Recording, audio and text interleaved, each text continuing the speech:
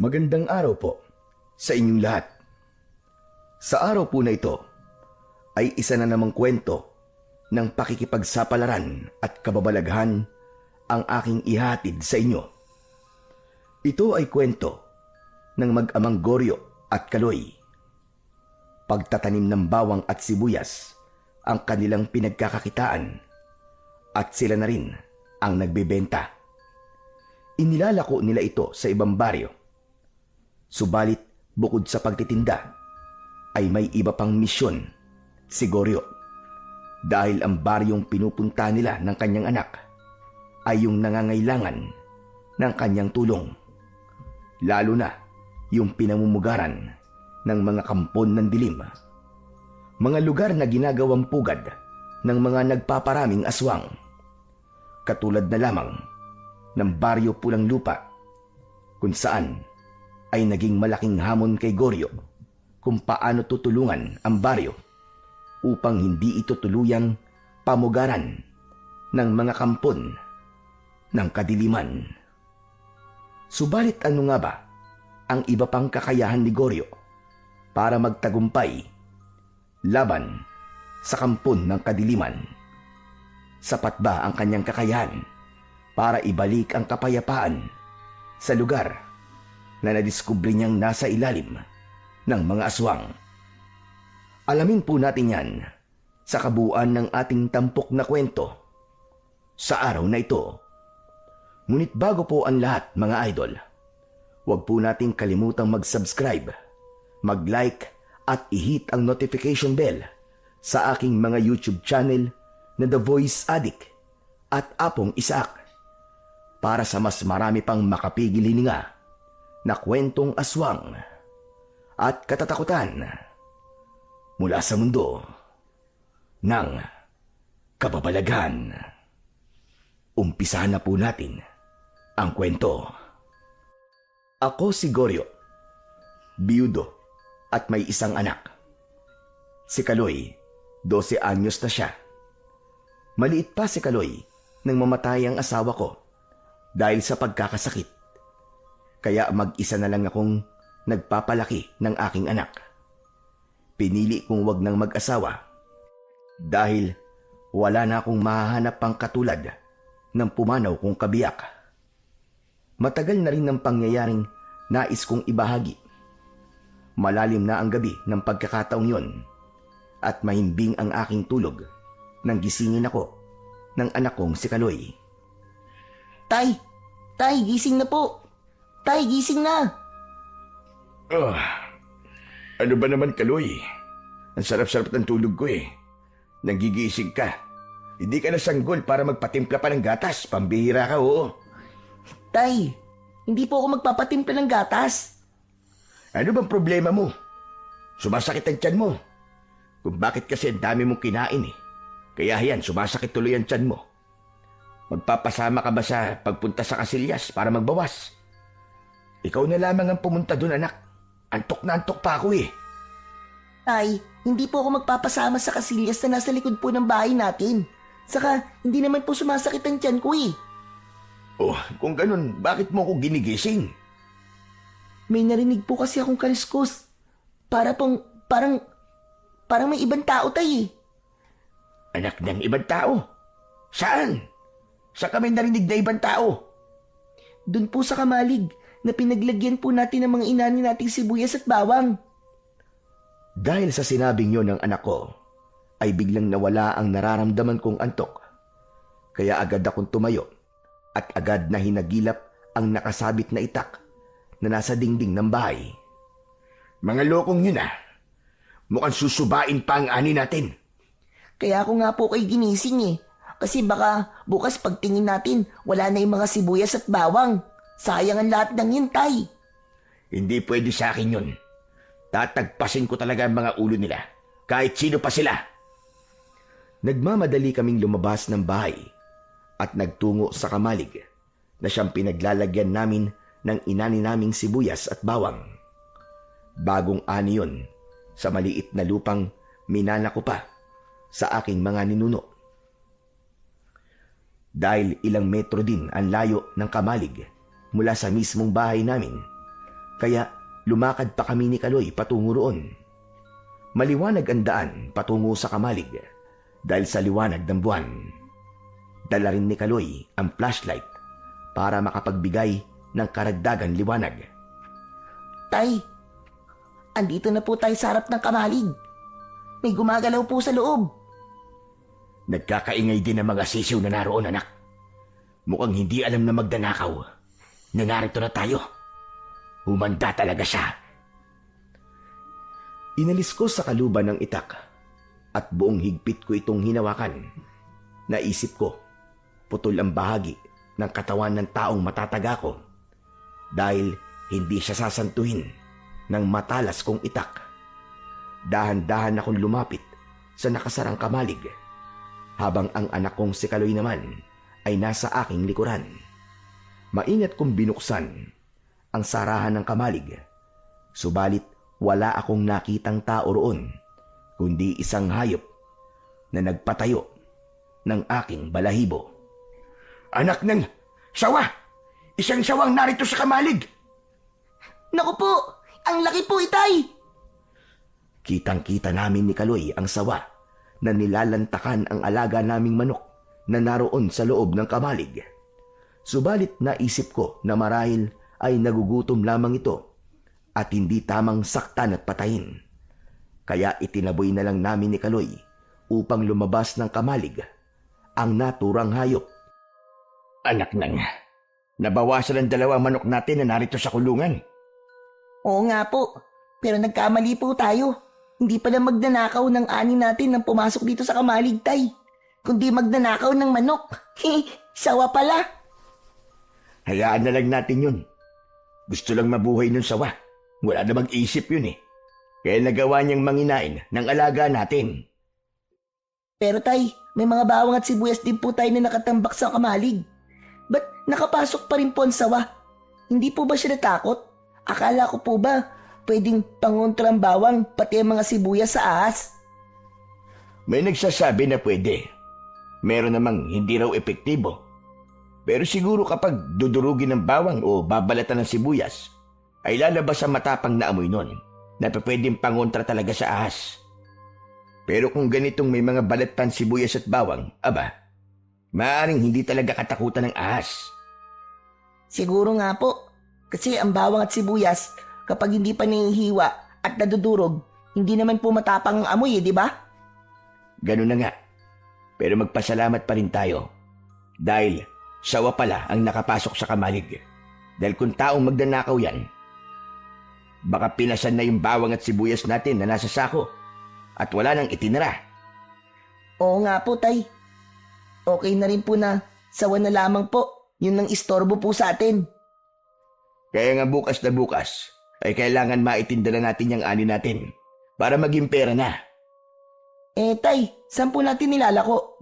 Siyempre, dun sa lugar na nangangailangan ng sibuyas at bawang. Tama po kayo, Tay. Kaya naman kinabukasan, ay naghanda na kami ng anak kong si Kaloy upang umpisahan ng ilako ang sibuyas at bawang na aming inani. Kinuha ko na ito sa Kamalig at inilagay sa kariton na gagamitin namin ng aking anak sa paglalako. Okay na po to, Tay. Pwede na po tayong umalis. Ilang oras din ang gagawin natin paglalakbay dahil sa Bagyo Pulang Lupa tayo magtitinda. Hindi po tayo makakauwi kaagad. Medyo malayo po yun, di ba? Oo, kaya nga kailangan na rin natin magdala ng ilang gamit para makatiyak din tayo na meron tayong magiging pamalit. Sige po, Tay. Kukuha lang po ako ng ilang gamit natin. O siya, sige anak. Pumasok ka na sa kwarto at kumuha ka ng ilang damit na kailangan natin. Nang ganap ko nang naihanda ang mga kailangang dalhin, ay sinimulan na namin ni Kaloy ang paglalakad na tulak-tulak ang kariton. Sa daan, habang naglalakad kami patungo sa mismong lugar na paglalakuan ng bawang at sibuyas, ay may bumibili na rin. Kaya pinagbebentahan na rin namin para kahit papano ay may pambili kami ng pagkain. Umabot din ng halos 3 oras bago kami nakarating sa Baryo Pulang Lupa. Sinimulan kagad naming magbenta ng mga dala naming sibuyas at bawang. Tahimik naman ang baryo Pulang Lupa. Tila ba payapa ang paninirahan ng mga tao sa lugar na yon. Nagtawag na ang anak kong si Kaloy upang ipaalam sa mga naninirahan doon ang pagtitinda namin ng sangkap sa pagluluto. Sibuyas! Bawang! Bili na po kayo! Bagong ani po ito at mura lamang. Bili na po kayo! Sibuyas! Bawang! Patuloy sa kanyang pagtatawag ang anak ko habang tulak-tulak namin ang aming kariton. May mga lumalabas ng bahay at napapasilip sa amin. Yan anak, narinig na nila ang pagsigaw mo. Oo nga po, tay. Kaya lamang, hanggang tingin lang sila eh. Parang ayaw po nilang bumili. Baka naman meron pa silang stock. Ituloy lamang po natin ang pagtitinda, tay. Tsak, may iba po dyan bibili. Tama ka anak, basta kailangan nating maikot itong buong baryo Pulang Lupa para maipaalam natin na may itinitinda tayong sibuyas at bawang. Panigurado naman, may bibilit bibili nito. Nagpatuloy kami sa paglalako kahit wala pang lumalapit sa amin para bumili. Hanggang may lalaki akong napansin na kanina pang nakatingin. Naisip ko na baka interesado siya sa aming itinitinda. Doon tayo anak, kanina pa tayo tinitignan ng lalaking yun eh. Napansin ko nga rin po, tay eh. Lumapit tayo sa kanya para makita niya ang tinda natin. Sana po, tay, bumili siya. Wala pa kasing bumibili sa atin mula nang dumating tayo dito sa baryong to. Wala pang buhay na mano. Manong, bibili ho ba kayo? Ano ba yung tinda nyo? Sinigaw ko na po kanina, manong. Bawang at sibuyas po. Abay, pasensya na. Hindi ko gaanong narinig. Ganun po ba? Ito po, tignan nyo na lang po. Pumili na lang po kayo. Ilang kilo po ba ng sibuyas at bawang ang bibili nyo? Bakit? Sinabi ko ba na bibili ako? Pero, manong, Wala akong sinabi bibili ako. Kayo lumapit sa akin dito para ialok yung tinda nyo. Nako, pasensya na ho. Sige ho, tutuloy na po kami. ay nako. Akala ko pa naman bibili na. Fake news lang pala. Itinulak na namin ni Kaloy ang kariton papalayo sa lalaking aming nilapitan. Subalit ilang metro na kaming nakakalayo nang tawagin kami bigla ng lalaki. Teka, sandali lang! Uy, nagbago yata ang isip ni Manong, tay. Oo nga. Teka lang, lapitan natin uli. Bibili ka na ba, Amang? Hindi pa rin. May gusto lang ako sabihin. Kaya ako kayo tinawag. Abe, tungkol naman ho saan? Sa itinitinda nyo. Bakit to? Ano bang problema sa tinitinda namin? Mabuti pa. Sa ibang lugar na lang kayo magtinda niyan. Ho? Teka, bakit po, Manong? May problema ho ba sa pagtitinda namin ng sibuyas at bawang dito sa baryo ninyo? Hindi namin niya kailangan dito. Ho? Imposible naman po yun. Ginagamit po ang sibuyas at bawang sa pagluluto. Pampalasa po ito ng pagkain. Tapos sasabihin mo na hindi nyo ito kailangan. Bakit ba mas marunong ka pa sa amin? Hindi po magiging masarap ang luto nyo, Manong, kapag hindi nyo po inaluan ng sibuyas at bawang. Saray na kami. Kaya kung gusto nyong maipaubos sa mga tinda nyo, mas mabuting sa ibang lugar na lang kayo pumunta. Pero hindi mo kami maaaring pagbawalan sa pagtitinda namin. Sa katiyak, may ibang tao na taga rito na gumagamit pa rin ng sibuyas at bawang sa pagluluto. Nagsasayang lang kayo ng oras. Magpapagod lang kayo. Okay lang po, itutuloy pa rin po namin ni tatay ang pagtitinda. Matitigas talaga ang ulo nyo, ano? Pero sir, hindi nyo kami maaaring pagbawalan. Walang masama sa pagtitindang ginagawa namin ng anak ko. Hindi naman ito labag sa batas at lalong hindi bawal magtinda nito. Masama ang tingin sa akin ng lalaking nagbabawal sa amin. Sa halip na makipagtalo pa ako sa kanya, ay iniwanan na lang namin ang lalaki at nagpatuloy na kami sa pag-iikot sa baryo habang tulak-tulak pa rin ang aming kariton. Hindi ko maintindihan kung bakit kami pinagbabawalan ng lalaking yon hanggang sa may babaeng lumapit sa amin na tila interesado sa aming inilalako. Manang, bili na ho kayo. Bagong ani po yan. Oo nga po, may dagdag po kapag bumili po kayo ng sibuyas at bawang. Talaga ba? May dagdag? Oo naman po, basta bibili po kayo. Oo naman. Kaya nga ako lumapit sa inyo dahil bibili ako yan. Matagal na rin ako nag-aabang na mga nagtitinda rito. Kaya lapag madalas puro gulay ang kanilang inilalako. Wala man lang sibuyas at bawang. Kung ganun po, timing na timing po pala ang pagpunta namin dito. Dahil yun lang po ang dala namin. Sige ho, pumili na ho kayo at kikiluhin natin. Mapapasarap ko na uli ang mga luto ko. Hanggang sa pumili na nga ang matandang babae ng malalaking sibuyas at bawang na kanyang bibilhin. Tig-1 kilo ang kanyang binili. Dinagdagan ko yun gaya ng aming ipinangako na may dagdag ang kanyang bibilhin. Teka. Parang gayon ko lang kayo nakita dito sa lugar namin. Kasi po, hindi talaga kami taga rito. Galing po kami sa ibang baryo. Kaya naman pala. Siya nga pala. Ako nga pala si Epang. Ako naman po si Kaloy. At ito pong tatay ko ay Goryo po ang pangalan. May itatanong lang po sana ako sa inyo, Aling Epang. Ano ba yon, Goryo? Nagtataka lang po kasi ako dahil sa sinabi sa amin nung lalaking nakita namin kanina. Si Paking ba ang tinutukoy mo? Paking po ba ang pangalan niya? Oo. Parang siya yung napansin kong kausap niyo kanina. Masungit po siya, Aling Epang eh. Ganun talaga yon. Isa siyang konsihal dito sa baryo. Konsihal? Tapos ang sungit-sungit niya. Nagtataka lang po kasi ako, Aling Epang. Pinagbabawalan niya po kaming magtinda dito sa baryo niyo.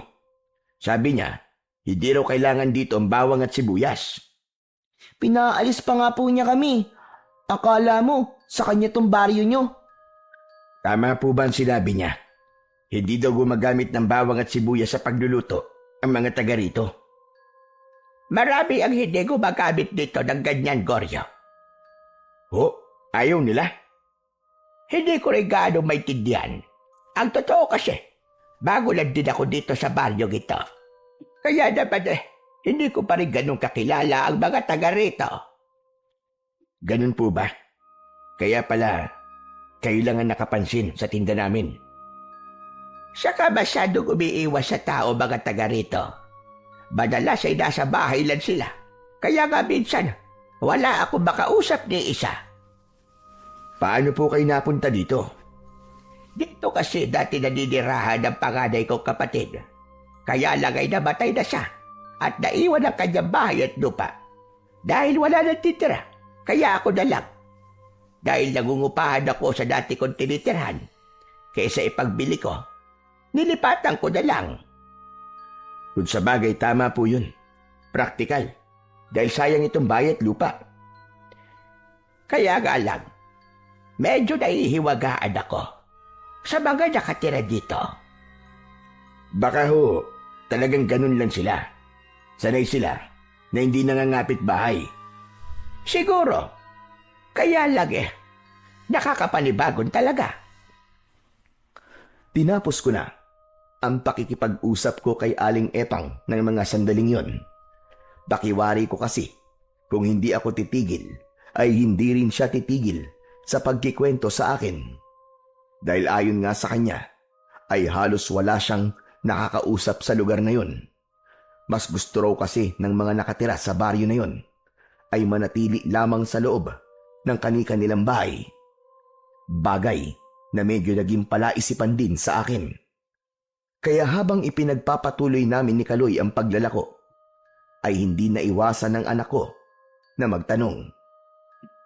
Tay, bakit po kaya ganun na mga tao rito, no? Anong ibig mong sabihin, anak?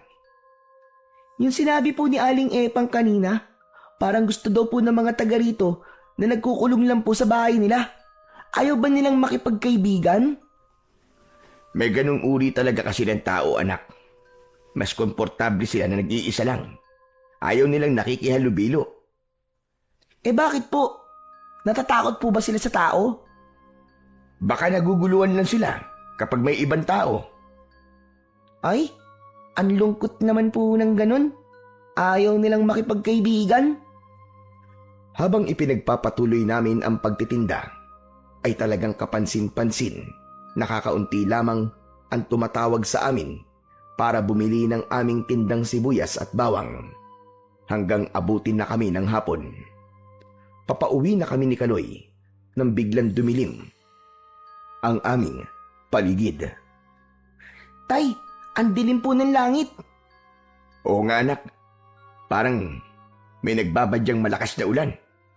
Naku, paano po tayo nito, Tay? Kailangan makauwi na tayo anak, bago pa tayo abutan.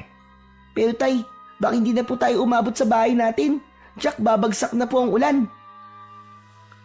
Hindi pa halos kami natatapos sa pag-uusap namin ng anak kong si Kaloy nang biglang pumatak na nga ang ulan. May hinang patak pa lang yun.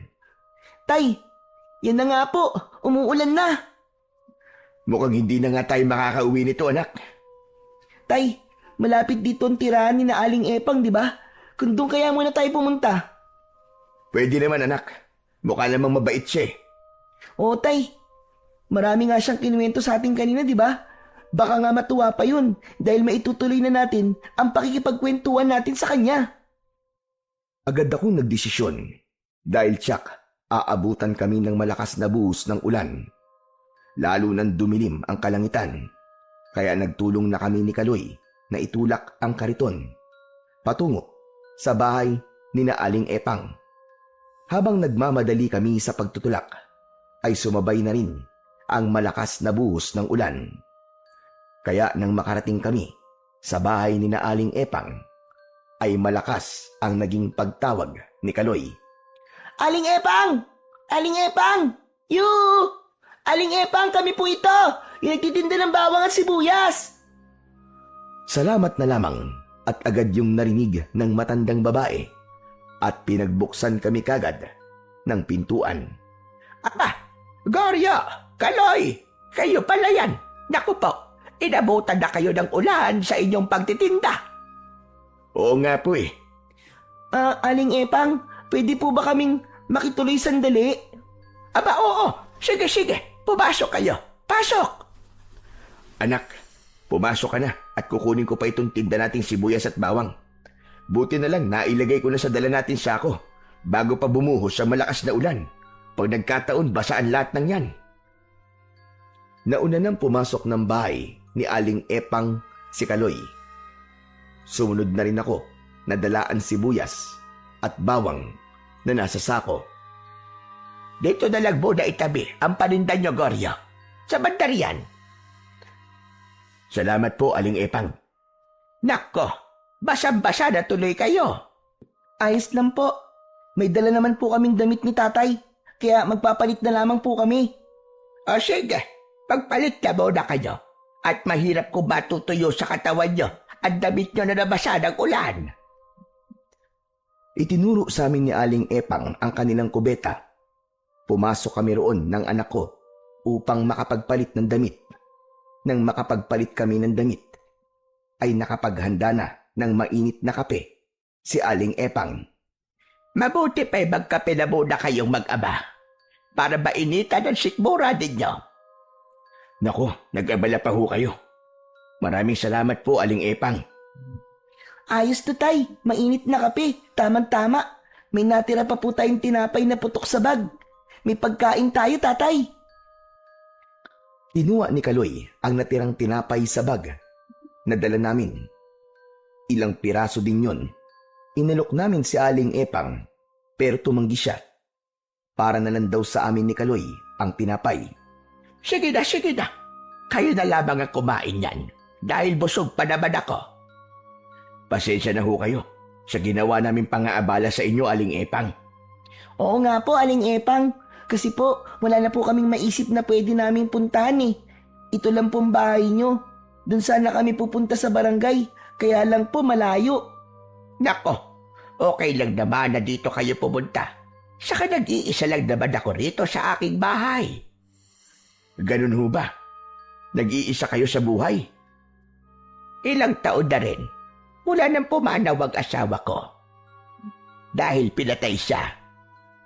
Kawawa naman po pala siya. Inuhong pumatay sa kanya, Aling Epang. Pinatay ng aswang na bangkilan. Naku po, totoo po ba yun? Aswang po ang pumatay sa kanya? Oo, Kaloy. Isang babaeng aswang na kung tawagin ay aswang bangkilan. Nagkunwari na isang babaeng naliligaw. Pero nang tulungan ni Romeo, ay bigla siyang inatake. Pumulupot sa katawan niya ang mahaba at gumagala na buhok ng aswang bangkilan. Pero Aling Epang, paano niyo po nalaman na aswang bangkilan ang pumatay sa asawa niyo? May nakakita sa kanya. Yun nga lang, hindi nagawan tulungan si Romeo dahil natakot din. Kaya nagtago na lamang. Ano nangyari po sa aswang na pumatay po sa asawa niyo? Bigla na lamang nawala. Kaya nga, hindi na rin nabigyan ng katarungan ng sinapit ng asawa ko sa kamay ng bangkilan na yon. Kaya nga, kapag nakakita talaga ako ng aswang bangkilan, kahit na ano pag mangyari, haharapin ko siya. Ipaghihiganti ko ang namatay kong asawa. Matindi ang galit niyo sa kanya. Oo, dahil sa ginawa niya sa asawa ko. Napakabait ng asawa ko, hindi mo na itatanong. Pero dahil lang sa bangkilan na yon, nawala siya. At naiwan akong nag-iisa.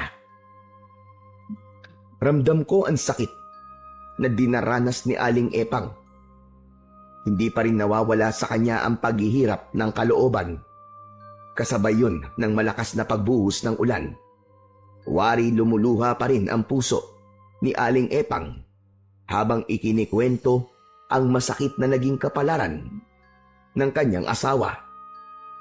Grabe naman, ang sama-sama ng aswang bangkilan na yun. Walang awa. Kapag naaalala ko ang pagyayaring yon, naghihirap pa rin na gusto ang loob ko. Kaya pasensya na po kayo kung naungkat ko pa po ang tungkol doon. Wala yon, Goryo. Pilit ko na rin tinanggap ang nangyaring yon. Kaya lamang may pagkakataon pa rin na nasasaktan pa rin ako. Yun nga'y dahil mahal niyo ang inyong asawa, Aling Epang. Tama ka, Goryo. Dahil naging mabuti siyang asawa sa akin. Ang totoo ay pinagdaanan ko rin po ang ganyan, Aling Epang. Nawalan din ho ako ng asawa. Ang pagkakaiba nga lang natin, Aling Epang, ay namatay sa sakit ang asawa ko. Kaya mas madali sa akin tanggapin ang pagkawala niya. Pero naroroon pa rin ang kirot kahit na papano. Nagpatuloy ang pagkikwentuhan namin ni Aling Epang. Hindi namin namalayan na lumalalim na ang gabi. Ang ulan ay unti-unti na ring tumitila. Nakaidlip na sa pagkakaupo sa kawayang upuan si Kaloy.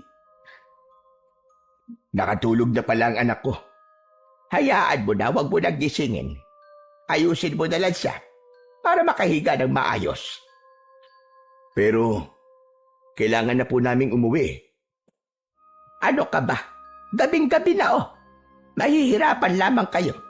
Saka malayo pa ang bahay nyo, hindi ba? Ang pakiusap po namin sa inyo ay magpapatila lang po kami ng ulan.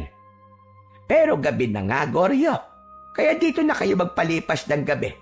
Bukas na lang kayo umuwi ng umaga. Naku, Aling Epang nakakahiya na ho sa inyo. Wala yun. Ano ka ba? Maliit na bagay lang naman itong pagpapatuloy ko sa inyo. Naku, Aling Epang, maraming salamat po sa inyo at pasensya na rin po. Sinabi ko nga at maliit na bagay lang ito. Sandali lang at kukuha lang ako ng mailalatag para pwede ka na ring mahiga at makapagpahinga. Kumuha ng banig. Nayari sa buri si Aling Epang at ibinigay sa akin para gamiting panlatag. Sinamahan na rin niya ng 2 unan. Inilagay ko ang isang unan sa natutulog kong anak. Ang isa naman ay para sa akin.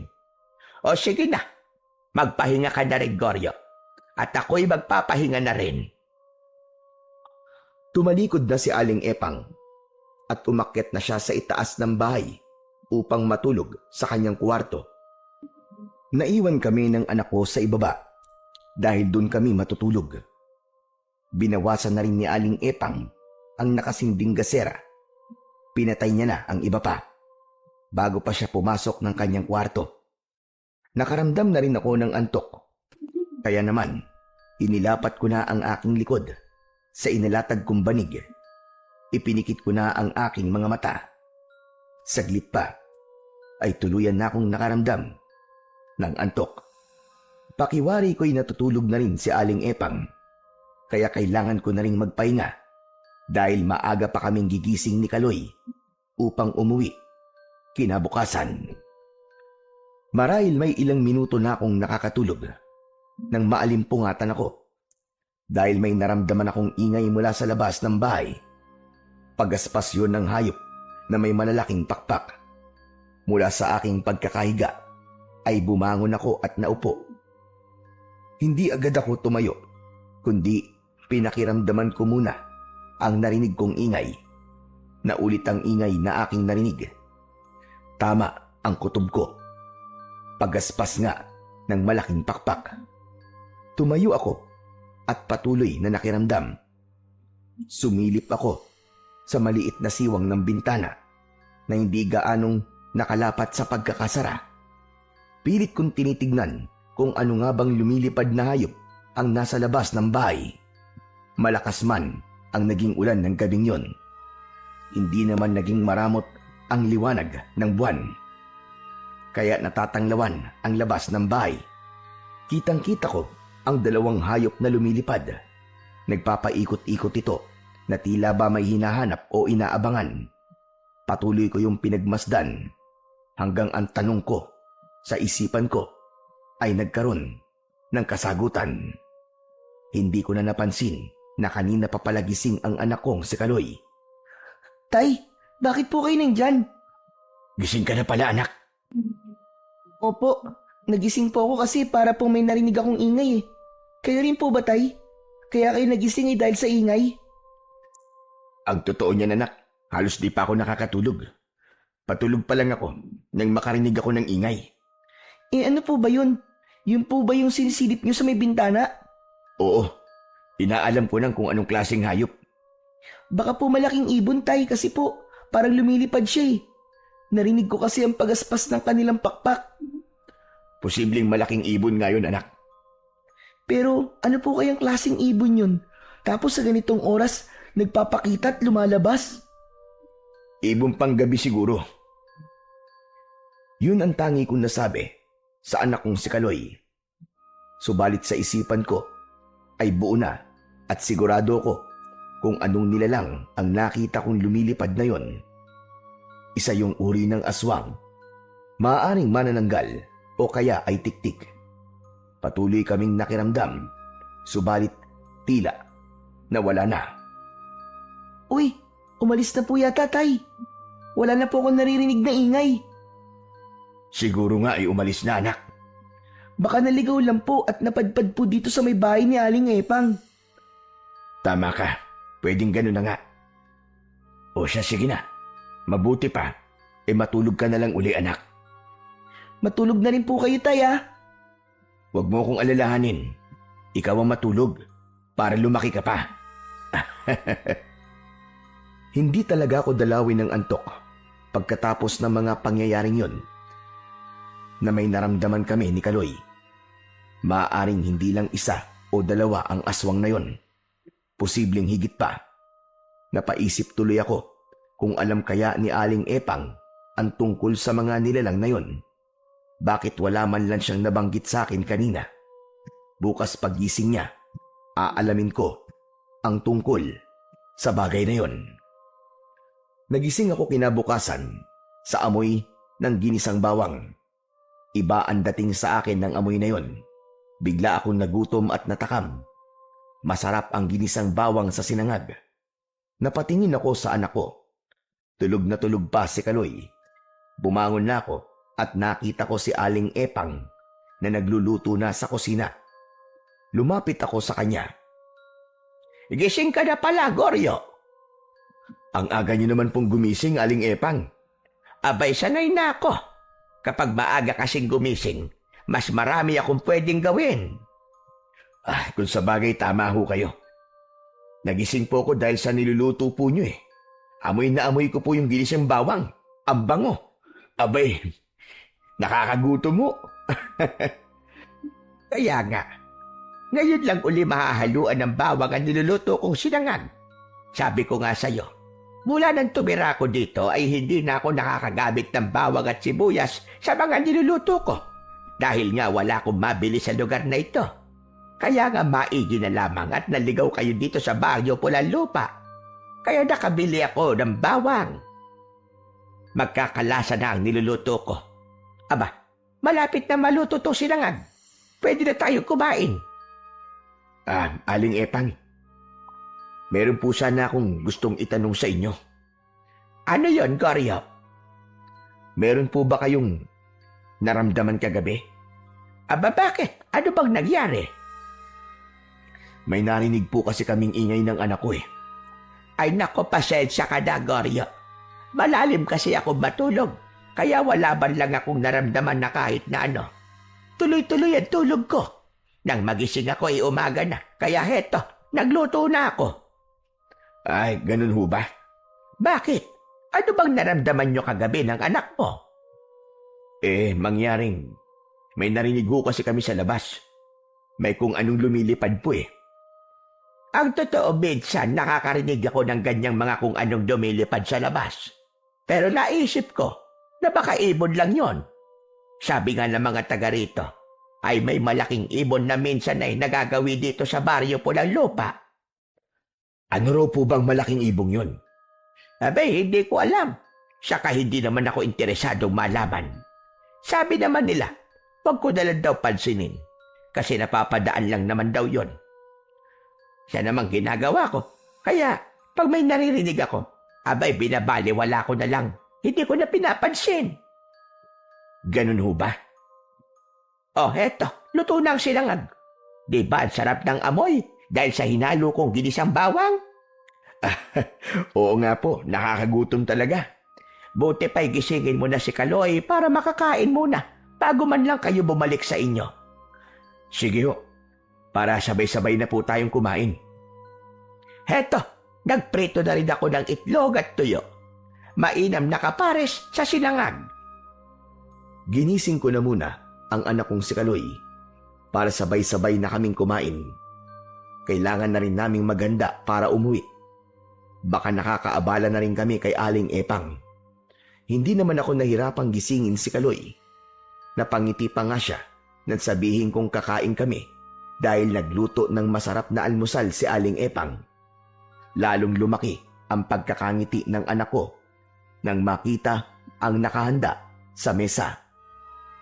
Ayan, ipinagluto pa tayo ng masarap na almusal ni Aling Epang, anak.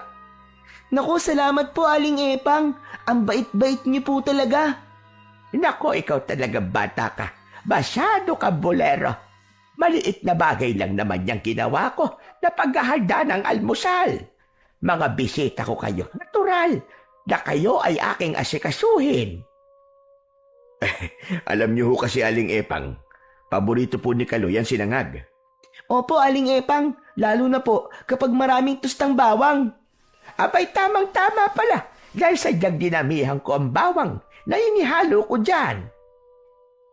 Kasalukuyan kaming kumakain nang may maulinagan kaming tila nagkakaingay at nag-uusap sa labas ng bahay.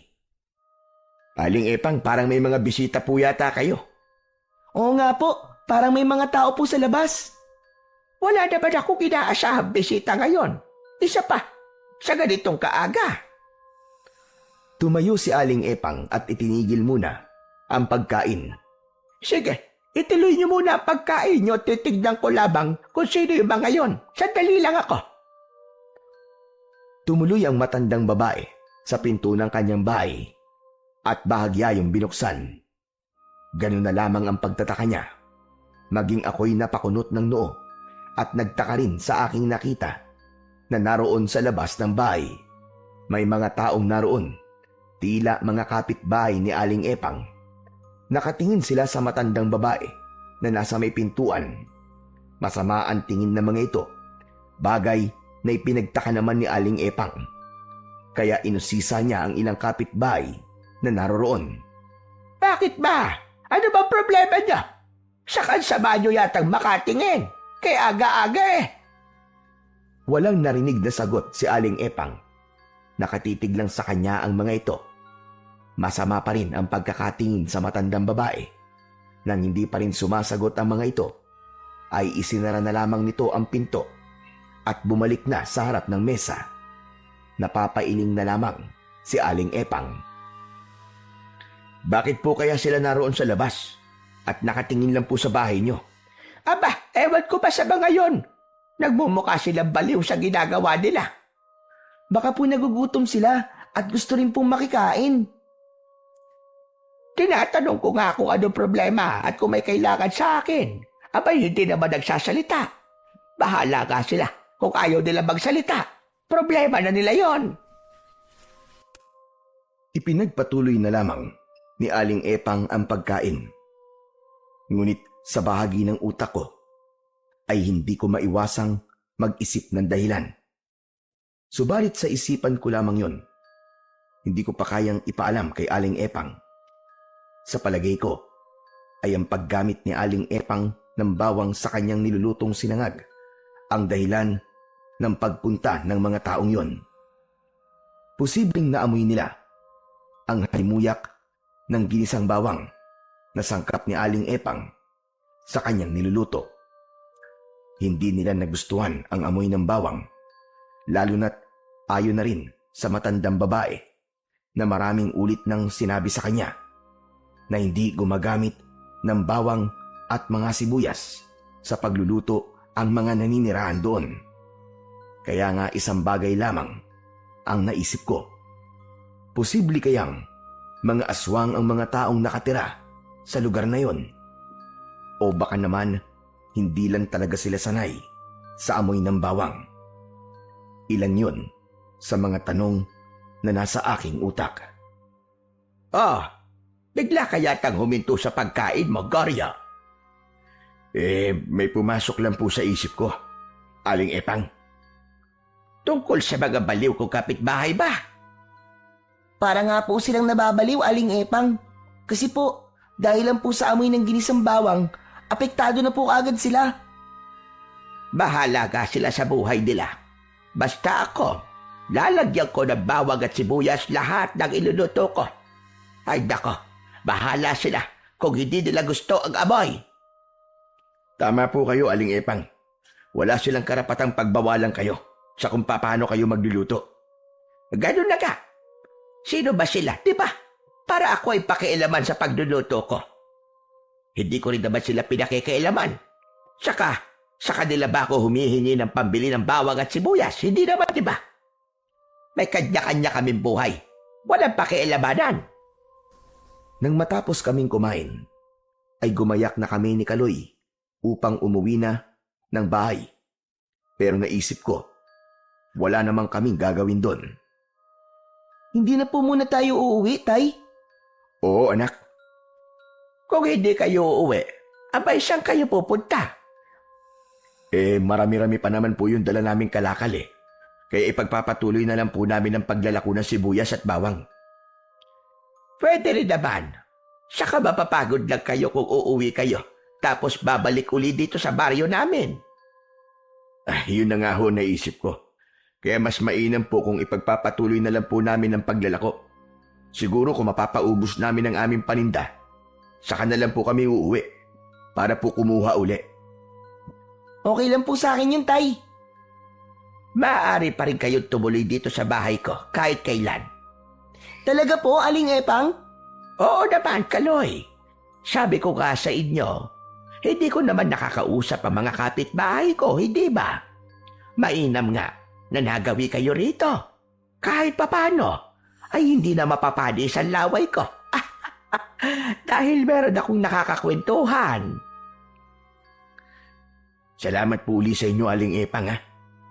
Sige ho, tutuloy na muna kami para ipagpatuloy na po ang pagtitinda namin. Siya nga pala. Kumuha na po kayo ng karagdagang sibuyas at bawang. Libre na po yun. Kahit papaan po makabayad man lang po kami sa pang-aabala namin sa inyo. Saka po sa masarap na almusal, Aling Epang. Grabe, ang sarap po talaga ng sinangag na may tuyo at itlog. Wala yon. Maliit na bagay lamang. Pero nabawasan po ang budget nyo dahil sa amin. Okay lang yon, Goryo. Saka malapit na magkatapusan, may matatanggap na naman akong pensyon. Pensyonada ho pala kayo. Dati akong nagtrabaho sa gobyerno.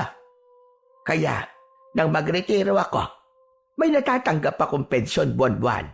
Kahit paano sapat yung natatanggap ko. Minsan nga may sobra pa. Ang sarap po pala ng buhay nyo, Aling Epang. Ano bang masarap ang sinasabi mo? Malungkot nga.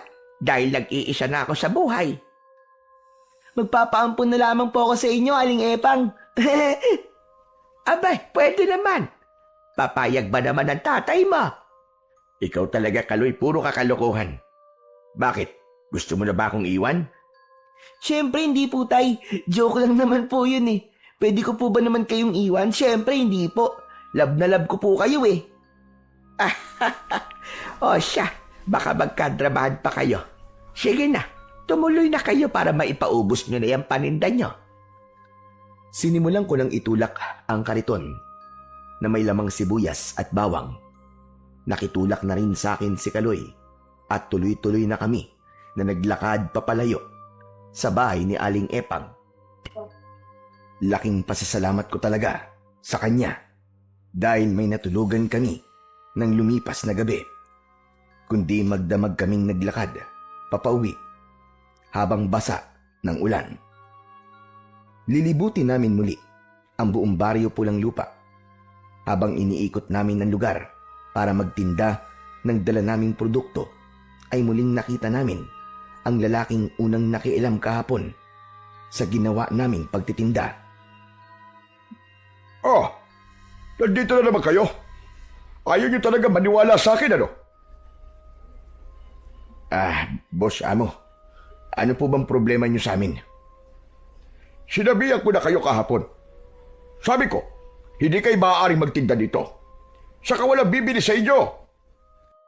Mali po kayo, Manong. Dahil meron pong bumili sa amin. Marami nga po siyang binili. Si Aling Epang po. Ano? Ang matandang babaeng bagong salta dito? Ang bait nga po niya eh. Hindi katulad nyo. Masungit. Magdahan-dahan ka sa sinasabi mo, bata. Ba kung ano magawa ko sa'yo, patulang kita. Ikaw ang magdahan-dahan. Huwag mong tinatakot ang anak ko. Pinagsasabihan mo dapat ang anak mo. Nagiging bastos. Totoo naman na masungit ka. Dahil pinakikialaman mo kami sa ginagawa namin pagtitinda. Wala naman kaming masamang ginagawa sa'yo. Patuloy kaming nagtatalo ng lalaki nang may lumapit sa aming isa ring lalaki na may edad na. Siguro, nasa mahigit 65 na ang edad nito. Sandali. Ano ba nangyayari dito, Paking?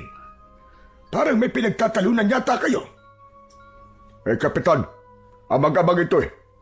Nandito na naman.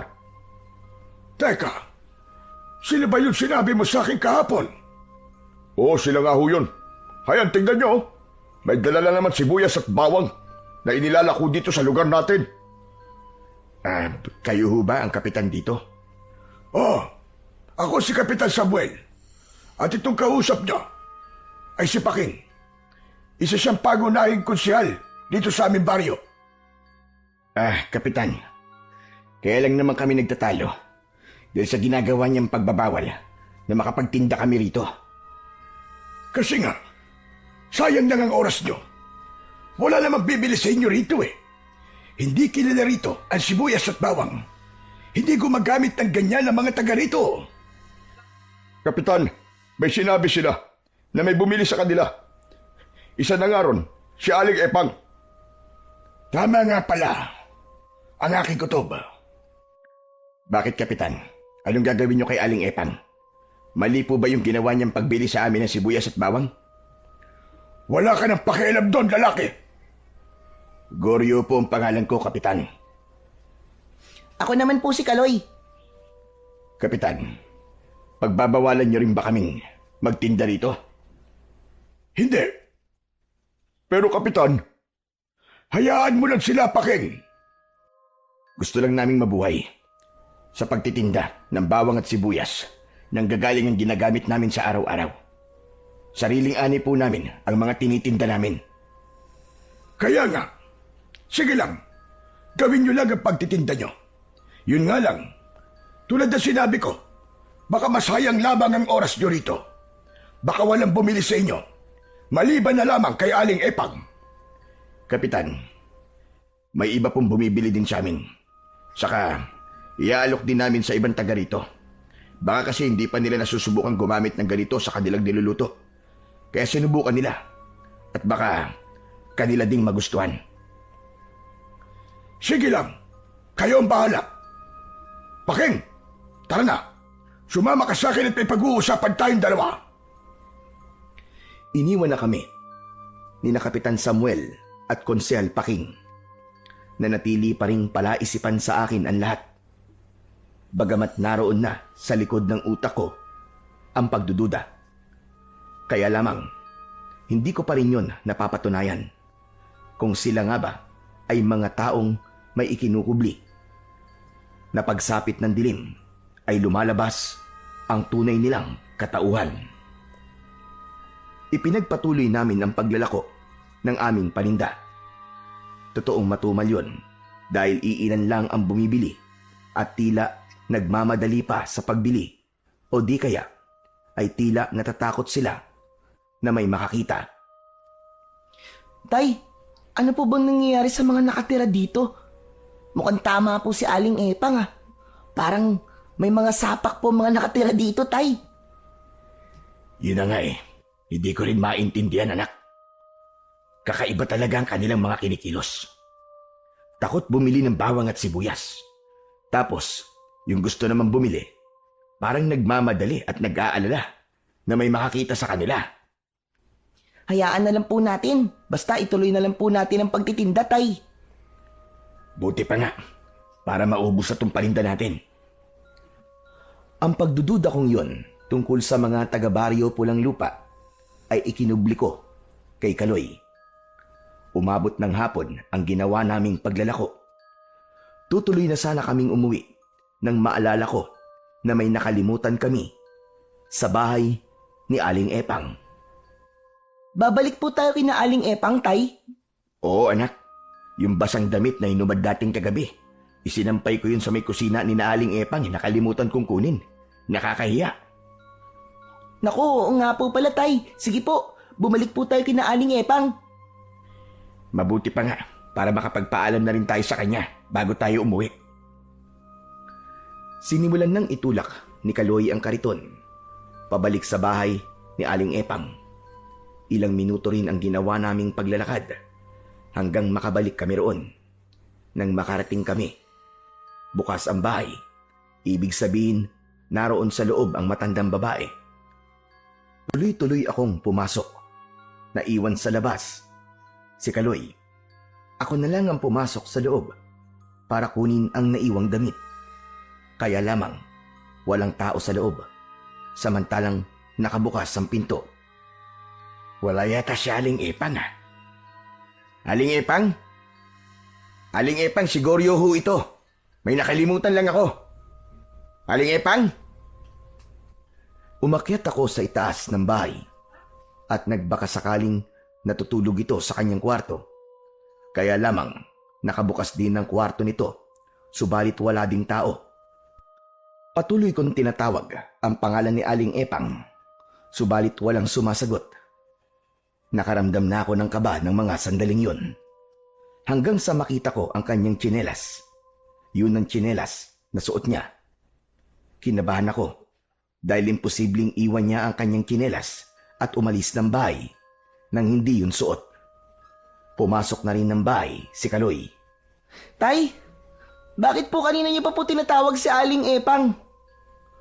Anak, wala siya rito sa loob ng bahay niya eh. Baka naman po umalis lang siya, may pinuntahan.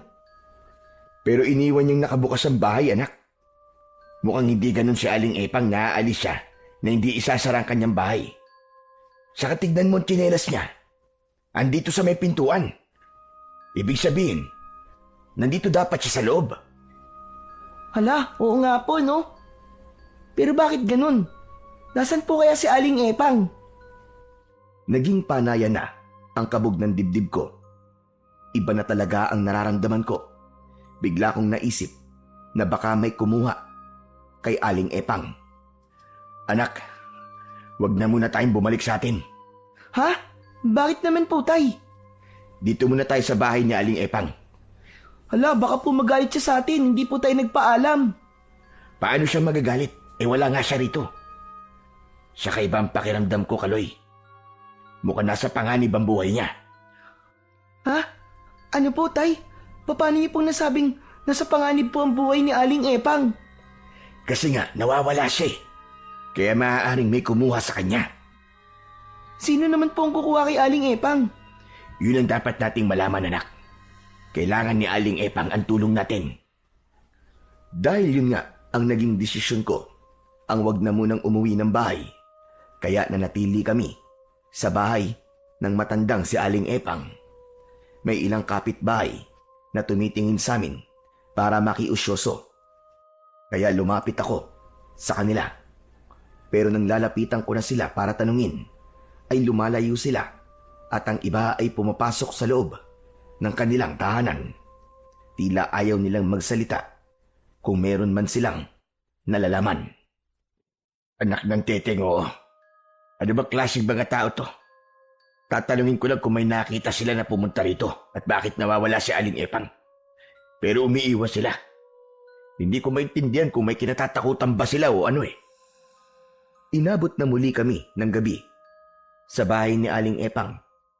Pinakialaman ko na ang mga gamit ng matandang babae. Nagluto ko ng pagkain namin ni Kaloy. May mga stock ng pagkaing dilata si Aling Epang. Kaya yun na lang ang aming naging ulam ng gabing yun. Tay, kung di pa tayo uuwi, ano pong gagawin natin dito? Sabi ko nga sa'yo, kailangan nating malaman kung nasan si Aling Epang. Kung anong nangyari sa kanya. Pagkatapos namin kumain, ay pinaglatag ko na ng kanyang matutulugan si Kaloy. Humiga na ang anak ko para magpaantok. Samantalang ako naman ay hindi dalawin ng antok, kundi balisa ang isipan ko. Nag-aalala ko para kay Aling Epang. Mabuti siyang tao, kahit noon lang kami nagkakilala. Nagawa niya kaming tanggapin sa kanyang bahay at ipinaghanda pa ng pagkain. Kaya bilang ganti sa kanyang ipinakitang kabaitan, hindi ko rin siya maaaring pabayaan. Lalo na sa pagkakataong yun, na ramdam kong nasa panganib siya. Habang balisa at nababahala kay Aling Epang, ay bigla kong naalala ang sinabi ni Kapitan Samuel sa kanyang konsehal. Bigla silang umalis at sinabi ng kapitan na meron daw silang kailangang puntahan. Kaya isang bagay ang biglang pumasok sa isip ko. Anak nang, hindi kaya may kinalaman sina Kapitan Samuel at Paking sa pagkawala ni Aling Epang? Yun ang paulit-ulit na nagsumiksik sa isip ko. Maaaring may kinalaman ang dalawang yon. Bakit nawawala si Aling Epang? Napatingin ako sa aking anak na mahimbing nang natutulog. Sasamantalain ko ang pagkakataong yun na natutulog si Kaloy para sa aking pinaplano. Inuha ko ang bag na dala namin ni Kaloy. Sa loob ng bag ay may isang itim na supot na yari sa tela. Kinuha ko yun at binuksan. Doon nakalagay ang isang maliit na bote na may lamang maywagang pulbos. Maaari kong gamitin yon para magkaroon ako ng magagamit na sandata laban sa mga uri ng aswang. Andun din ang isang kutsilyo na yari sa pilak na pwedeng pumatay ng iba't ibang uri ng halimaw at kampon ng kadiliman. Ang pulbos naman na laman ng bote ay maaari kong iwisik sa mga bawang at sibuyas upang magkaroon ito ng pambihirang kapangyarihan laban sa mga aswang. Bigay sa akin ng kakaibang pulbos ng naging kaibigan kong engkantado na natulungan ko sa gubat. Siya rin ang nagturo sa akin ng tamang pagtatanim ng bawang at sibuyas upang matiyak na sagana ang aking aanihin. Ayon sa mga kwento, ay minsan lamang sa loob ng 20 taon kung magpakita ang engkantadong si Kakawate.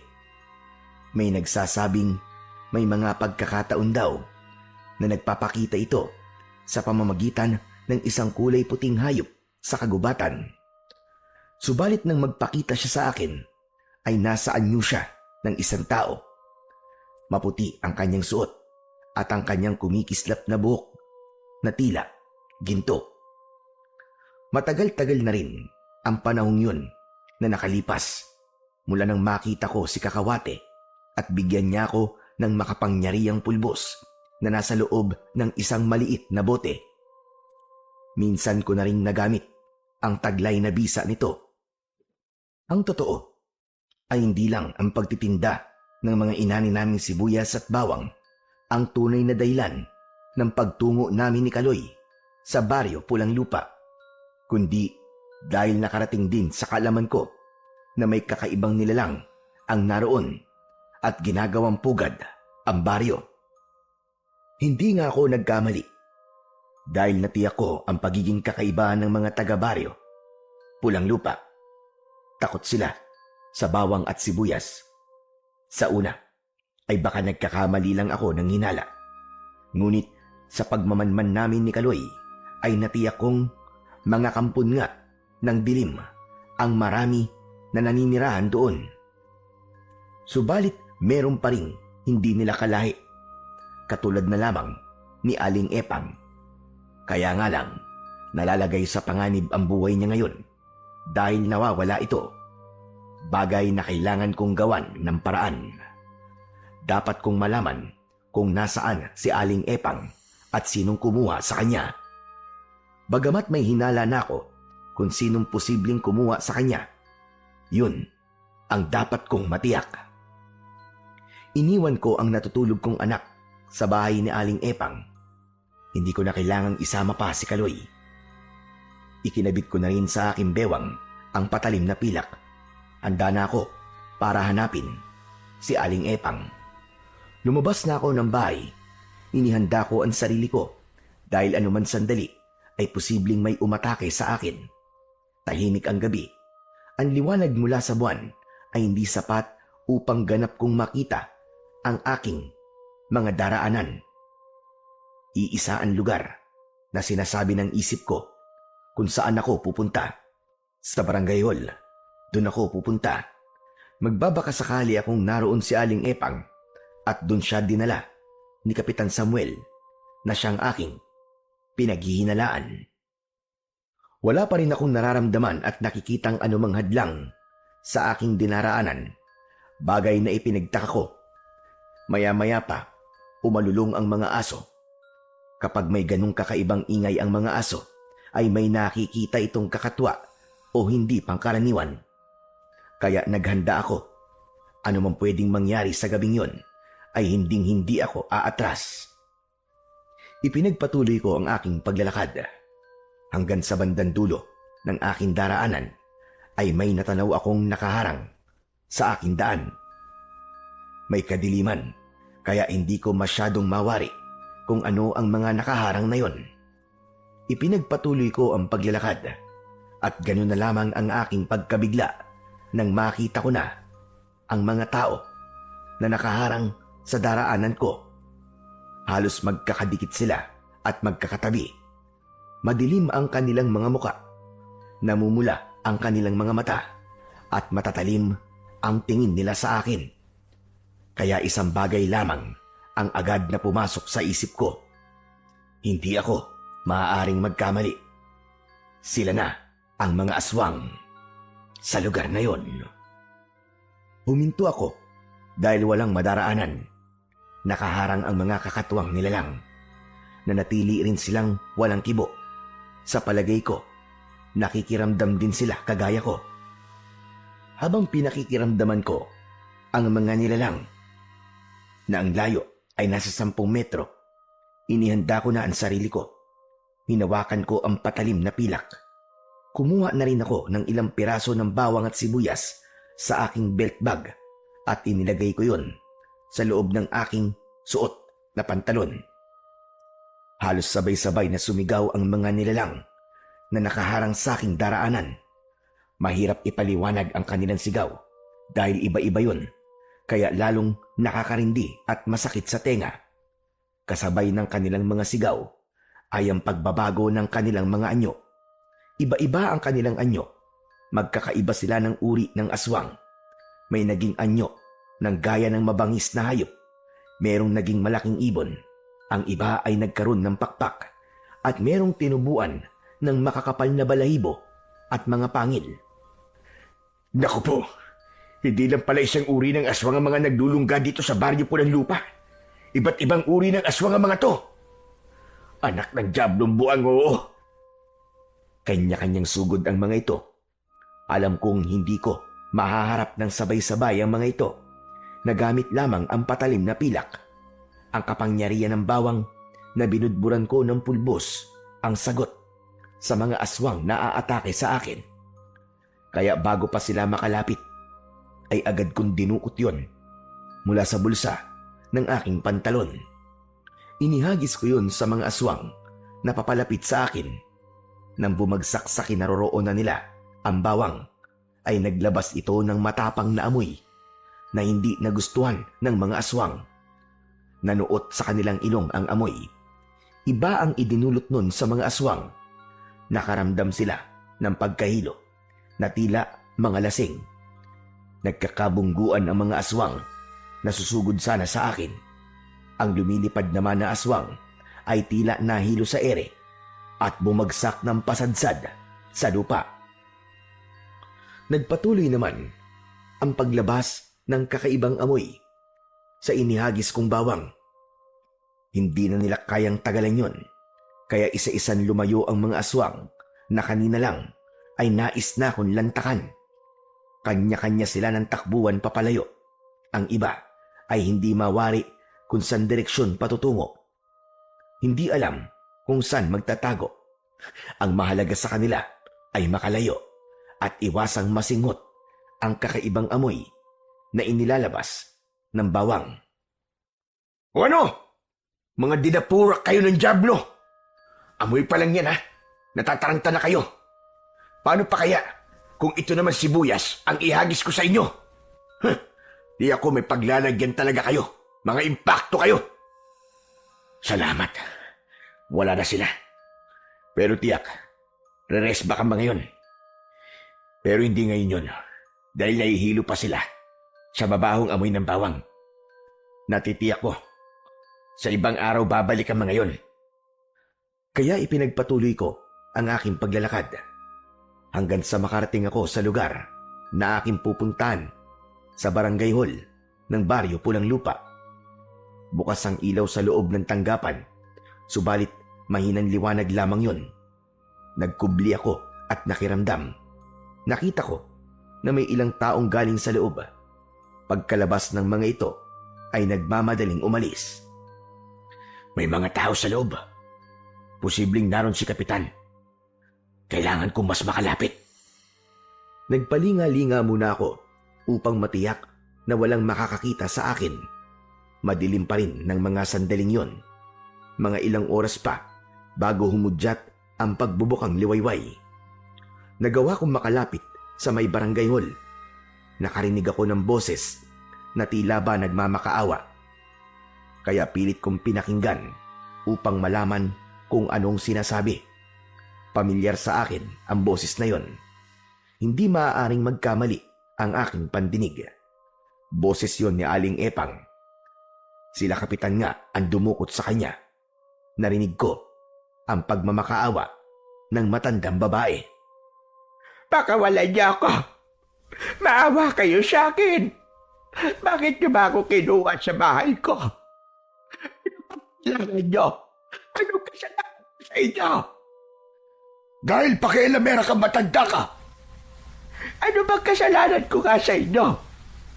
Hindi ko alam kung may nagawa kong pagkakamali. Ang ginawa mong pagbili ng mga sibuyas at bawang. Alam mo mahigpit na ipinagbabawal ang paggamit ng ganyan sa baryong ito. Bakit ba, Kapitan? Ano ba pakialam niyo kung bumili ako ng bawang at sibuyas? Hanggang ngayon pala ay wala ka pa ring alam. O talagang boba ka lamang, Aling Epang, ha? Hindi ko kayo maintindihan. Ano ba nangyayari? Kawawa ka naman. Hanggang ngayon ay hindi mo pa rin alam kung anong mga nilalang ang kasama mo dito sa baryo Pulang Lupa. Anong ibig mo sabihin, Kapitan? Malalaman mo rin. Masusurpresa ka na lang. Saka, ang ikinakagalit namin ay ang ginawa mong pagtanggap sa mag-amang tindero na pinatuloy mo pa sa bahay mo. Naawa lang ako sa kanila. Kaya tinulungan ko sila.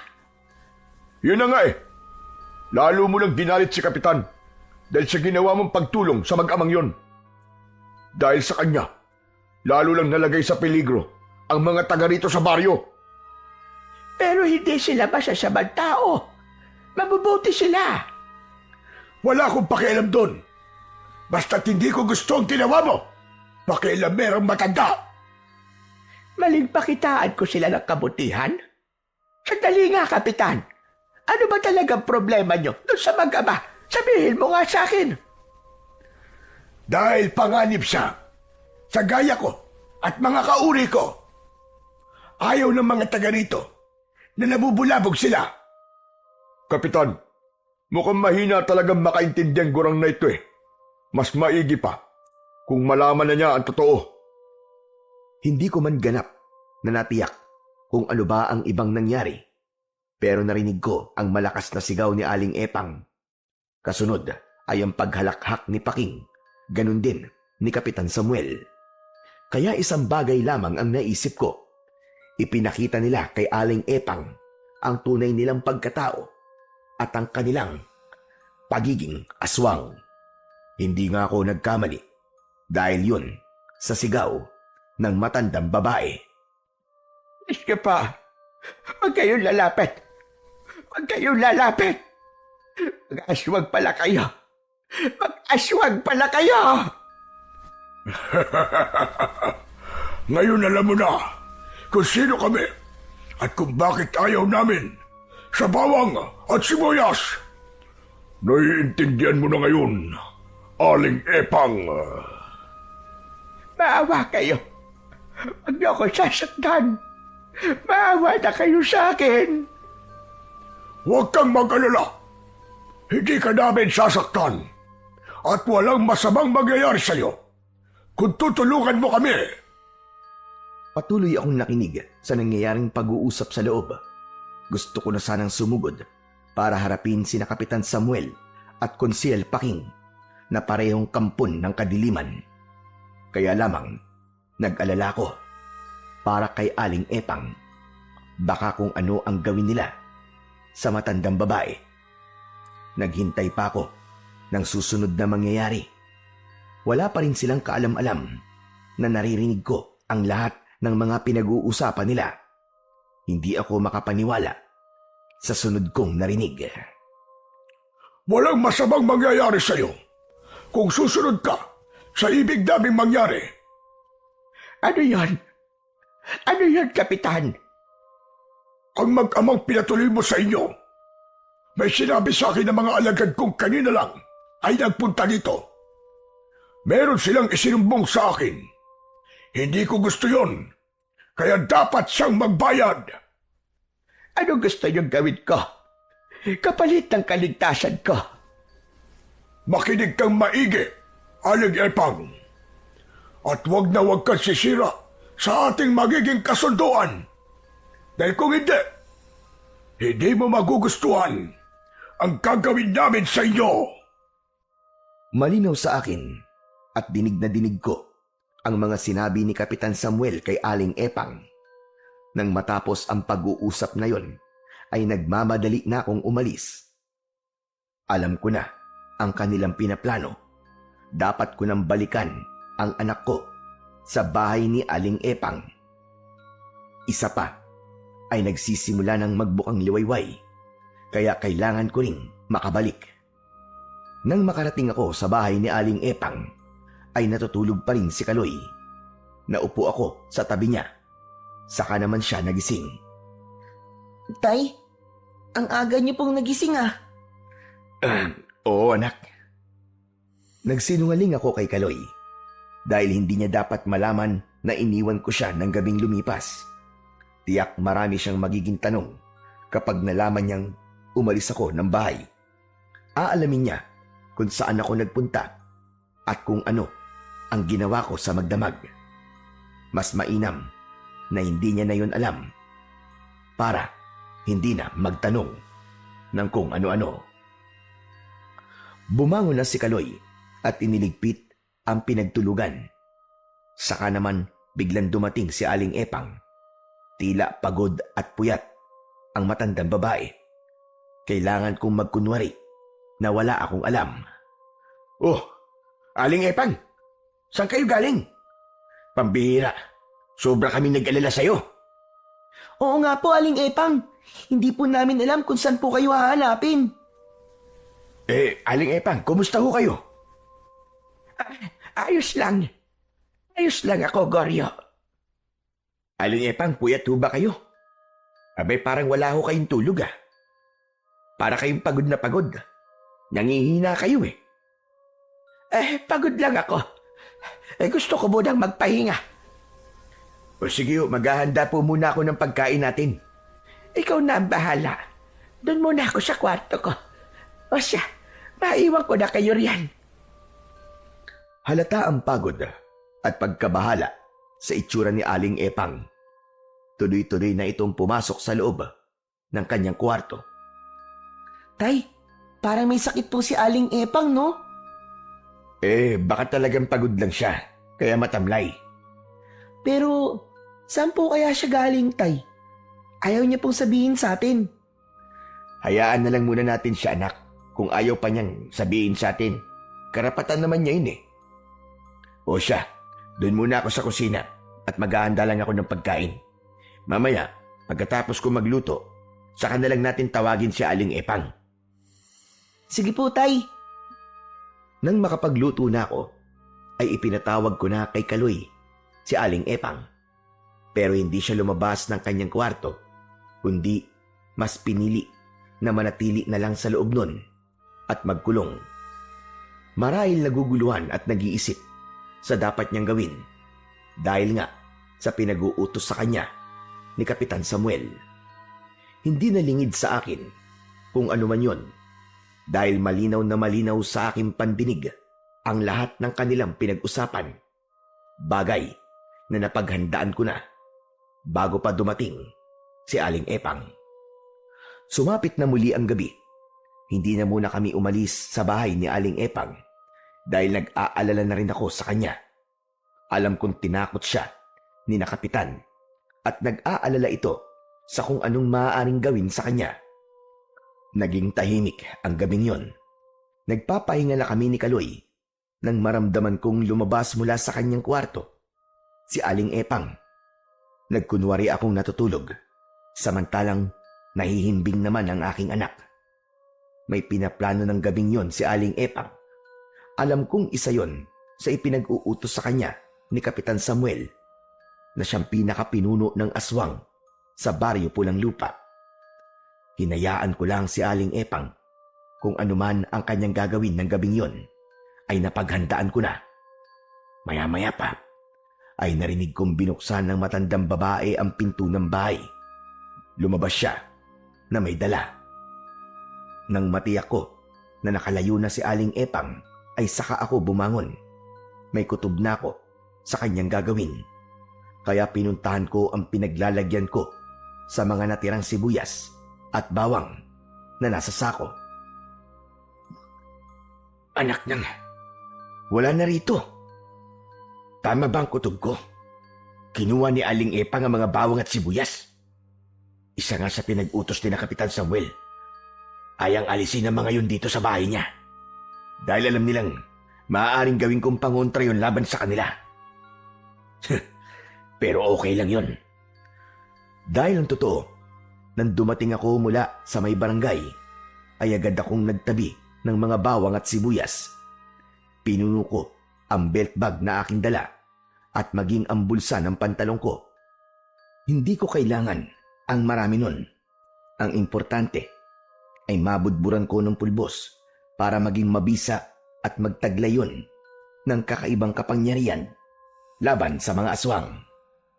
Sapagkat alam kong maya-maya lang ay babalik na si Aling Epang, kaya bumalik din ako sa higaan katabi ang aking anak. Hindi dapat makahalata ang matandang babae na alam ko na ang ginawa niya. Kinabukasan, nagkunwari akong walang alam. Si Kaloy ang nagtanong sa akin kung nasaan ang mga natitirang sibuyas at bawang na nasa sako. Tay, nawawala po yung paninda natin. Aba, baka naman nariyan lang yun, anak. Bakit naman mawawala yun? Wala po talaga, tay eh. Hinanap ko na nga po kanina pa pero wala po dun sa pinaglagyan natin. Sino naman kukuha nun? Lumapit ako kay Aling Epang upang itanong. Nagpatuloy ako sa pagkukunwari na wala akong nalalaman. Aba, hindi ko rin alam, Goryo. Nakita mo naman na halos maghapon at magdamag akong nagkulong lang sa kwarto ko. Mangyaring nawawala po kasi talaga eh. Hindi kaya ninakaw po yun, tay? Nako, baka nga may kung sinong dumampot nun. Nasa lisiyan tayo. Sayang naman. Pero sino po kayang kukuha nun? Di po ba ayaw naman gumamit ng ibang mga taga rito ng bawang at sibuyas? Baka ibibenta rin nila sa ibang gumagamit nun sa kanilang pagluluto. Malay mo naman, hindi ba? Tay, kung umuwi na po kaya tayo, kumuha na lang ulit tayo na natitirang sibuyas at bawang tapos bumalik ulit tayo rito para ituloy po ang pagtitinda. Pwede rin ganun. Ngayon na ba kayo aalis? Nako, bakit hindi nyo na lang ipagpabukas pa? Bakit po, Aling Epang? Kwan kasi, mas maigi siguro kung bukas na lang kayo aalis. Aling Epang, may problema ba? Meron ba kayong ikinakatakot? Wala naman. Naisip ko lang na baka mas mainam kung bukas na lang kayong umuwi. Napapaisip ako sa pagbabawal ni Aling Epang na umuwi kami. Hindi kaya may iba pa silang pinag-usapan ni na Kapitan na hindi ko nalalaman. Ang tanging alam ko lang ay inutusan siya ni na Kapitan na itapon ang paninda naming sibuyas at bawang. Bukod doon ay wala na akong alam kung anuman ang iba pang pinaplano. Pero nakahanda ako. Kaya nagdesisyon akong wag na muna uli kaming umuwi. Pero sinubukan kong tanungin si Aling Epang. Nagbabaka sakali akong mapapaamin ko siya at sabihin sa akin ang tunay na dahilan.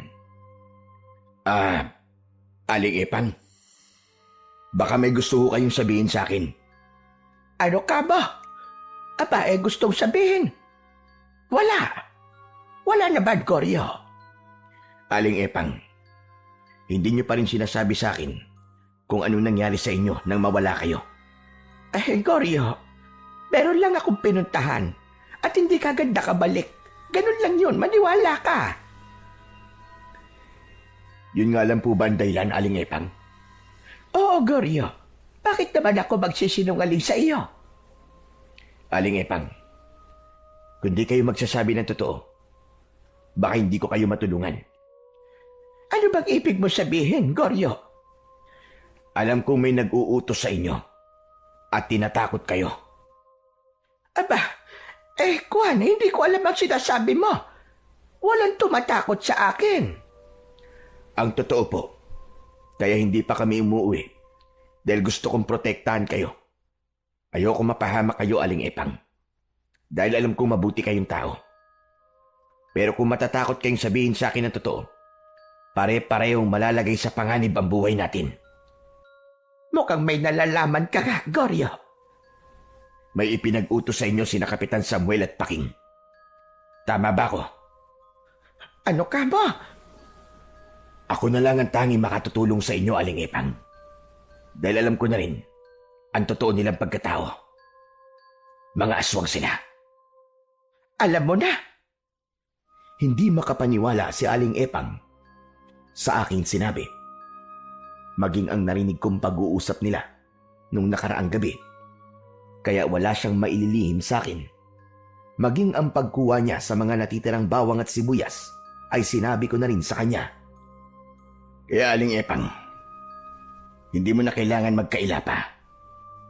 Kayo ang kumuha ng mga natitirang sibuyas at bawang. Pasensya ka na, Goryo. Saan nyo dinala yon? Itinapon ko sa may ilog. Pinaanod ko para hindi na mapakinabangan dahil yun ang inutos sa akin ni Kapitan. Naiintindihan kita, Aling Epang. Natakot sila sa mga sibuyas at bawang dahil maaaring gamitin ko yung pangontra laban sa kanilang mga aswang. Maging yung para sa pagluluto ko ay kasama ko na rin itinapon. Wala nang natira. Dahil natakot ka sa kanila. Sige, Aling Epang, magsabi pa kayo. Ano pang pinapagawa nila sa inyo na hindi ko nalalaman? Plano nilang patayin kayo mag-ama. Ngayong gabi. Kaya ba, pinagbabawalan mo kaming umuwi? Oo, Goryo. Dahil lakuan siyang mapapahamak kapag hindi ko sila sinunod. Papatayin nila ako at ipapalapa sa mga aswang na kumakain ng laman loob ng tao. Kaya di na baling mapahamak kami ni Kaloy. Mailigtas niyo lamang ang sarili niyo, ganun ba? Patawad, Goryo, patawad.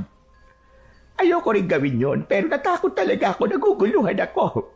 Hindi ko alam ang aking gagawin. Ayoko pag mamatay. Tapos sa kamay pa ng mga aswang.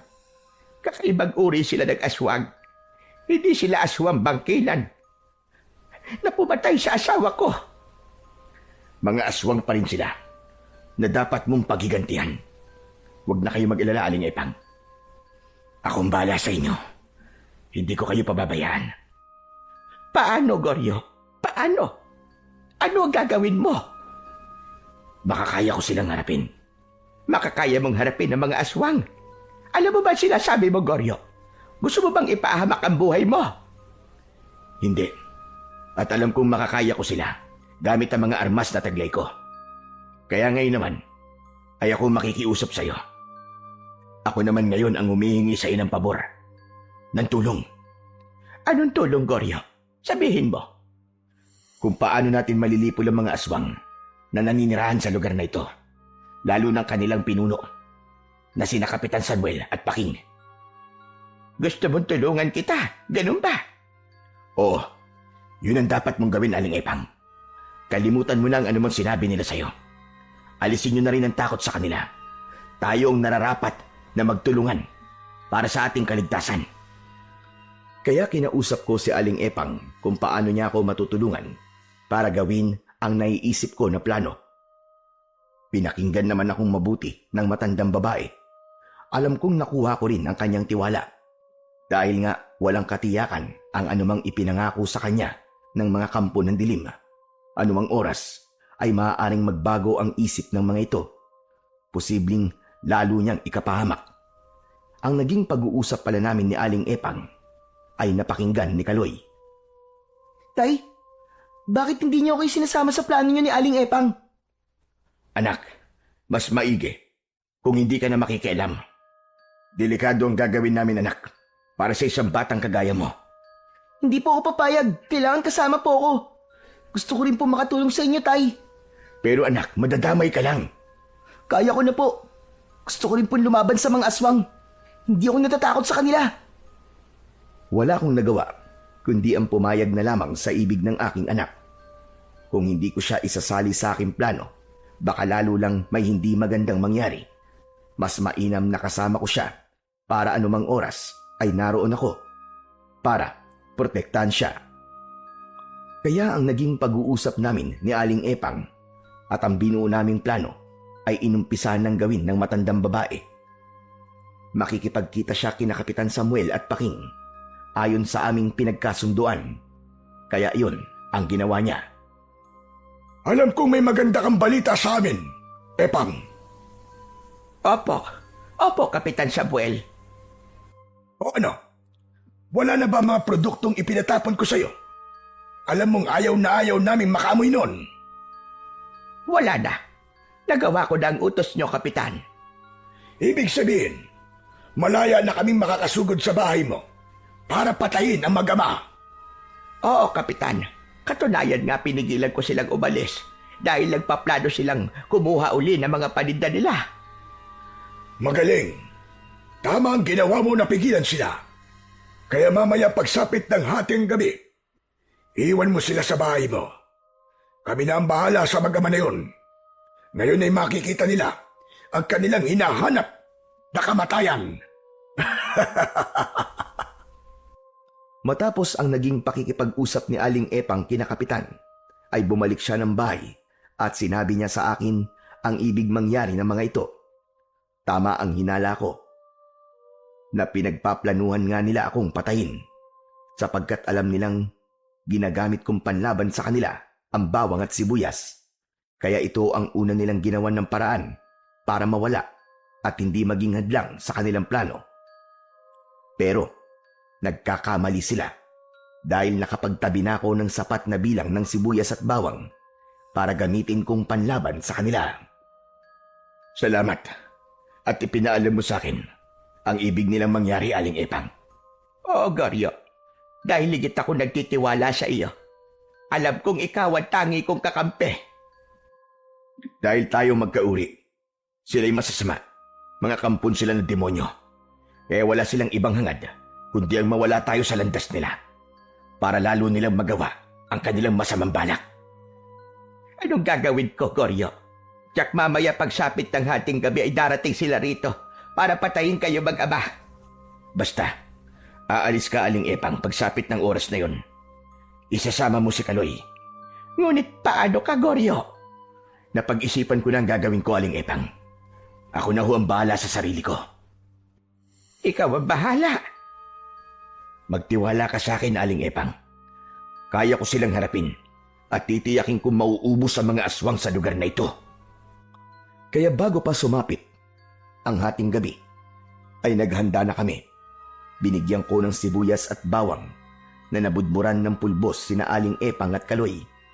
Ipinaliwanag ko rin sa kanila kung paano nila yon magagamit para sa mga aswang na maaaring umatake sa kanila.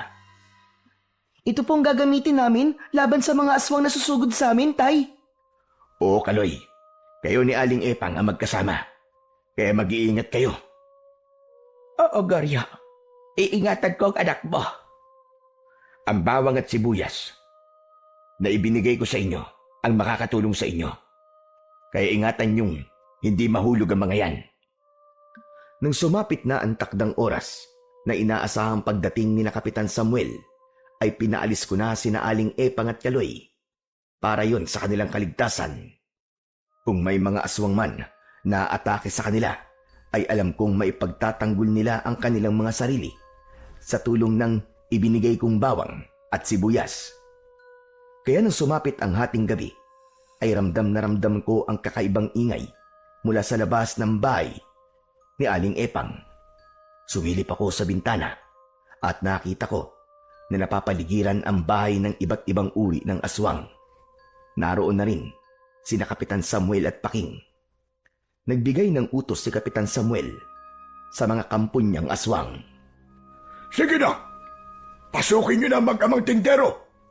Kayo na ang bahala sa kanila! Kung gusto niyo gawin sila pagkain, kayo na ang bahala! Basta tiyakin niyo lamang na papatayin niyo sila! Nag-uunahan pang pumasok ng bahay ang mga aswang na inutusan ni Kapitan Samuel, pero nagkakamali sila ng kanilang plano. Kaya hinanda ko muna ang akin sandatang patalim na pilak. Ito ang una kong gagamitin kapag may aswang na pumasok sa loob ng bahay. Kaya nang makapasok ang ilang aswang, Pagkatapos nilang sirain ang pinto ng bahay, ay agad kong ibinaon sa kanilang katawan ang aking hawak na patalim. Dahil gawa yun sa pilak, matindi ang naging epekto nito sa aswang na masusugatan sapagkat agad itong titimbuang at mamamatay. Hindi na nakalabas ang mga aswang na pumasok sa loob ng bahay ni Aling Epang. Kaya alam kong nagtaka si na Kapitan Samuel. Dinig na dinig ko ang mga sigaw nila. Ano nangyari? Ba't hindi na kayo lumabas dyan? Kapitan, mukhang naisahan tayo ah. Imposible yun, Paking. Malinaw ang naging biling natin kay Aling Epang. Pero nasaan na ang matandang babaeng yun? Kapitan, naisahan nga tayo. Nilinlan tayo ng matandang babaeng yun. Hayop siya. Magbabayad siya! Hindi ko na napigilan pa ang sarili ko. Nanggigigil na akong harapin ng mga kampon ng kadiliman. Kaya lumabas na ako ng bahay. Nag-aabang ang mga aswang sa labas. Ganap ko nang inihanda ang sarili ko para harapin ang mga nakakatakot na nilalang. Akala nyo yata'y may isahin nyo ko. Kayo ang naisahan ko. Dahil napagandaan ko kayo. Ang lakas din ng loob mo. Minamaliit mo ba ang kakayahan namin? Huwag kang hambog. Sa dami ng mga aswang na makakaharap mo ngayon, magkakapira-piraso katawan mo. Yun ay kung kaya nyo. Sumenya si Kapitan Samuel. Inutusan niya ang mga alagad niyang naroon. Kaya bago pa makalapit sa akin ang mga inutusan niyang iba't ibang uri ng aswang, ay inihagis ko na ang bawang sa kanila. Gaya ng una, ang naging epekto ng bawang na binudburan ko ng pulbos ay agad na naglabas ng kakaibang amoy na hindi nagustuhan ng mga aswang. Ang baho ng amoy! Hindi ko kaya! Sumasakit ang ulo ko, Kapitan! Bakit meron pa rin sa bawang at sibuyas? Hindi maaari ito! Niloko tayo ni Aling Epang. Niloko niya tayo! Galit na galit si Kapitan Samuel. Muling nag-utos ito para sugurin ako ng iba pang mga aswang. Ano pag ginagawa nyo? Pagpira-pirsuhin na ang lalaking yan! Sige na! Mula sa bulsa ng pantalon na suot ko, ay kinuha ko naman ng ilang piraso ng sibuyas at ibinato yun sa papasugod ng mga aswang. Sa bawat paghagis ko nun at bumagsak sa lupan sibuyas, ay lumilikha yun ng pagsabog, kaya tumitimbuang talaga ang mga aswang at hindi na sila makalapit sa akin. Kitang-kita ko sa muka ni na Kapitan Samuel ang gulat dahil hindi nila inaasahan ang ganung uri ng pagsabog mula sa sibuyas. Kaya lamang, wala kong kamalay-malay na may mga uri pala ng aswang na may kakaibang kakayahan. Nagagawa nilang magbago ng anyo para maging maliit na hayop at nagawa nilang makagapang patungo sa aking likuran. At nang naroon na sila, pinigilan nila ako para hindi na ako makapagtapon pa ng bawang at sibuyas. Nawala na ang bisa ng inihagis kong bawang. Naglaho na ang kakaiba nitong amoy, kaya kailangan maghagis ng panibago. Pero paano ko gagawin yon kung hawak na ng aswang ang aking mga kamay? Ungas! Akala mo yata'y may isaan mo kami. Mas matalino ang mga alagad ko kaysa sa'yo, Goryo. Paano ka ngayon? Kung ako sa'yo, magdasal ka na. Dahil ngayon na ang kamatayan mo. Asa na ngayon ang yabang mo? Hanggang diyan ka lang pala. Habang hawak ako ng mga aswang, ay natanaw ko sa di kalayuan sina Aling Epang at Kaloy. Lumabas na sila sa kanilang pinagtataguan. Kitang-kita ko ang ginawa nilang pagsunod upang ako'y tulungan. Hinagisa nila ang mga aswang ng hawak nilang bawang at sibuyas dahil galing sa likod ang dalawa. Kaya hindi nakaiwas ang mga aswang at tumama ang mga yon sa katawan nila. Sumabog ang sibuyas. Ang mga hindi naman tinamaan ay sumakit ang ulo dahil hindi kinaya ang inilabas na amoy ng mga bawang at sibuyas. Maging ang aswang na may hawak ng mga braso ko ay nataranta at binitiwan ako. Hindi nila kaya ang matinding amoy. Kaya nang mabitiwan ako, ay sinamantala ko ang pagkakataon para isa-isang ihagis na rin sa kanila ang mga sumasabog na sibuyas. Nagkanya-kanya ng takbo ang mga aswang. Subalit dahil sa matinding amoy, ay nakakaramdam sila ng matinding hilo, kaya hirap silang makalayo. Bagkus ay nagsibagsakan na sa lupa.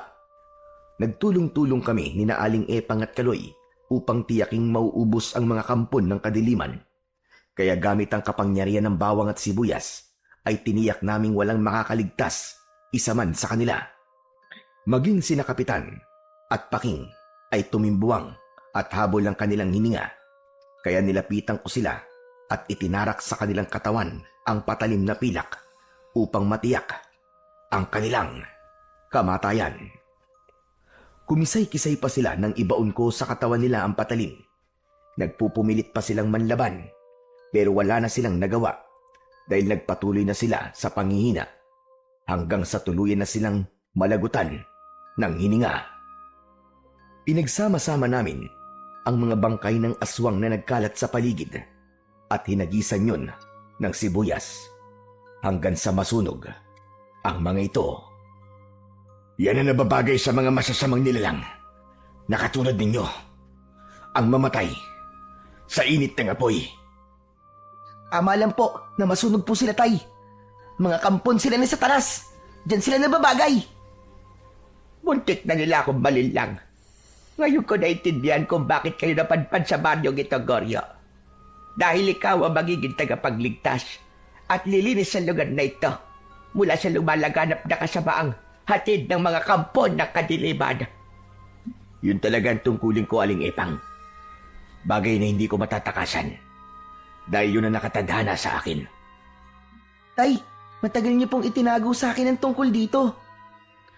Dahil ayoko madamay ka, anak. Pero ngayon, alam kong magiging katuwang na kita para ipagpatuloy ang aking misyon. At handang-handa po akong tulungan kayo, Tay. Papatayin natin ang lahat ng mga aswang na naghahatid ng takot sa lahat ng mga tao. Maraming salamat sa tulong niyong mag-ama. Malabang, bahagi na rin ng mga aswang na yon ang pumatay sa asawa ko. Ngayon, tiyak na mas marami na kayong magiging suki. Tapos na ang dilim dito sa baryo. Ang mga natitirang naninirahan dito ay matagal lang naghihintay na makagamit uli ng bawang at sibuyas sa kanilang pagluluto. Dahil wala na ang mga taong nagbabawal at nananakot sa kanila. Siguro po, Aling Tepang, hindi na kami magtitinda pa rito. Aba, bakit naman? Kung kailan darami na ang inyong suki, saka naman kayo hindi magtitinda. Dahil may ibang lugar ulit kaming kailangan puntahan. Pero mabibigyan din namin kayo ng bagong pagkakakitaan. Kami ay magdadala sa inyo ng mga sibuyas at bawang na ititinda. Aba, sige, magandang ideya yan, Goryo. Ako na lang ang magtitinda rito sa baryo Pulang Lupa ng mga sibuyas at bawang. Aba, binigyan niyo pa ako ng pagkakakitaan.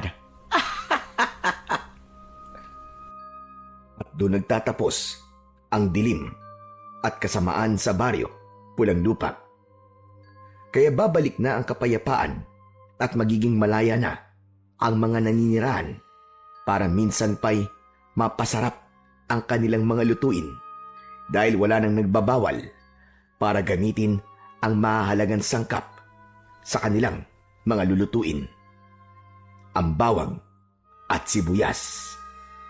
Ang kadiliman at kasamaan ay hindi tumitigil upang tayo ay ninangin. Lagi silang may paraan upang tayo'y ibulid sa kapahamakan. Subalit, huwag tayong papayag na tayo ay mapagtagumpayan. Tiwala sa may kapalang kailangan at tayo'y kanyang tutulungan.